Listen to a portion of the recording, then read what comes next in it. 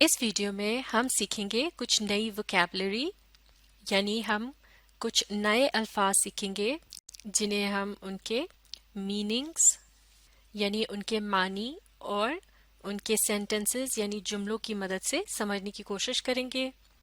تو چلیے مل کر پڑھتے ہیں۔ Word number 1، eloquent، meaning able to speak or write fluently، یعنی جب کوئی شخص روانی کے ساتھ بولتا ہے یا لکھتا ہے اور سننے والے اس کی یا پھر پڑھنے والے اس کی بات سے متاثر ہوتے ہیں، تو اس قسم کی گفتگو یا تحریر کو ایلوکوینٹ کہا جاتا ہے۔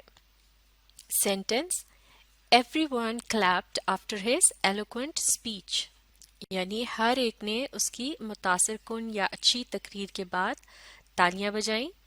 Word number 2، eradicate، meaning destroy completely, یعنی پوری طرح سے کسی چیز کو تباہ کر دینا یا اس چیز کا خاتمہ کر دینا۔ Sentence great efforts have been made to eradicate polio from Pakistan, یعنی پولیو کے مرض کو پاکستان سے ختم کرنے کے لیے بہت زبردست کوششیں کی گئی ہیں۔ Word number 3، nexus, meaning a connection linking two or more things، یعنی دو یا اس سے زیادہ چیزوں کے درمیان جو ایک رابطہ ہوتا ہے جو انہیں آپس میں جوڑتا ہے اسے نیکسس کہا جاتا ہے۔ Sentence the nexus of the school administration with the students council helps to solve the problems of the students، یعنی اسکول کی انتظامیہ اور اسٹوڈنٹس کی جو کمیٹی ہے اس کے درمیان جو ایک رابطہ ہے اس کی مدد سے اسٹوڈنٹس کی مشکلات کو حل کیا جاتا ہے۔ Word number 4، renounce، meaning to refuse اور resign a right or position، یعنی اپنے کسی حق سے یا عہدے سے استعفیٰ دے دینا یا اس کو لینے سے انکار کر دینا، اسے ریناؤنس کرنا کہتے ہیں۔ Sentence the treaty between the two parties was renounced due to a new dispute، یعنی جو دو پارٹیوں کے درمیان معاہدہ ہوا تھا اسے واپس لے لیا گیا ایک نئے اختلاف کی وجہ سے۔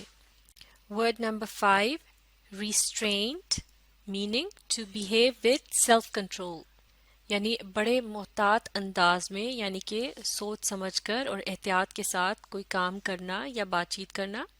Sentence due to the sensitivity of the matter the chairman spoke with a great restraint، یعنی معاملے کی حساسیت کی وجہ سے چیئرمین نے بڑے محتاط انداز میں بات کی، یعنی بڑی احتیاط کے ساتھ بات کی۔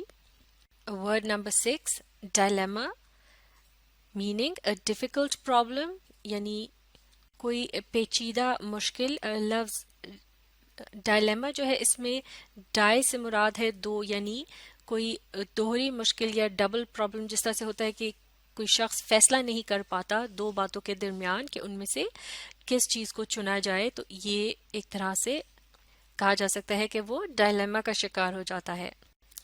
Sentence He wants to go on a trip with his friends but he doesn't want to annoy his parents either. His dilemma، یعنی وہ اپنے دوستوں کے ساتھ سفر پر، یعنی سیر و تفریح کی غرض سے جو سفر پر جایا جاتا ہے یعنی ٹرپ پر جانا چاہتا ہے، لیکن وہ اپنے والدین کو بھی ناراض نہیں کرنا چاہتا، یہ اس کی مشکل ہے، یعنی وہ اس مشکل میں پھنسا ہوا ہے۔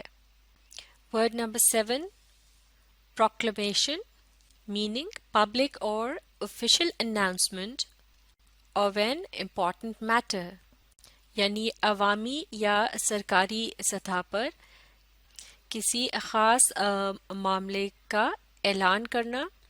Sentence the prime minister made a proclamation to dissolve the assembly، یعنی وزیر اعظم نے اسمبلی کو توڑنے کا اعلان کیا۔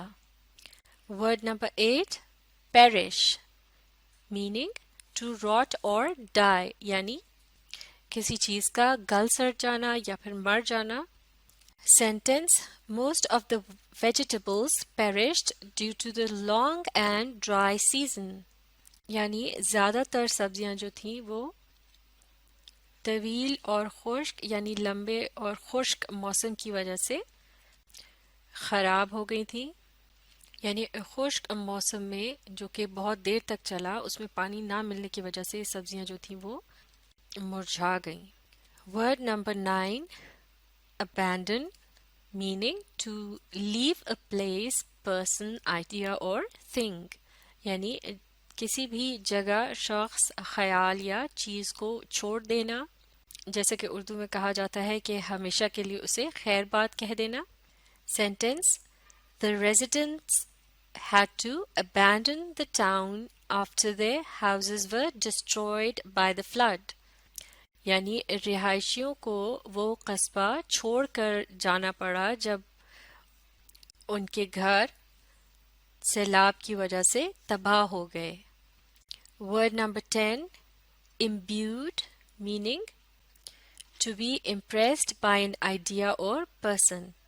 यानी किसी ख्याल या शख्स से मुतासिर होना, या फिर जिस तरह से कहा जाता है कि उसके रंग में रंग जाना, यानी उसके बाद फिर आपके तमाम मामलात में या बोल चाल में उसी ख्याल या शख्स की आदत की झलक नजर आए कि जिससे आप मुतासिर हुए हों।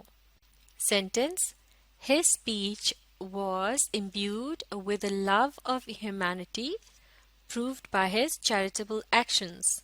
यानी उसकी तकरीर में इंसानियत से मोहब्बत की झलक नजर आती थी या उसका रंग दिखाई देता था, जो कि खिदमत खल्क के अमल से साबित होता है।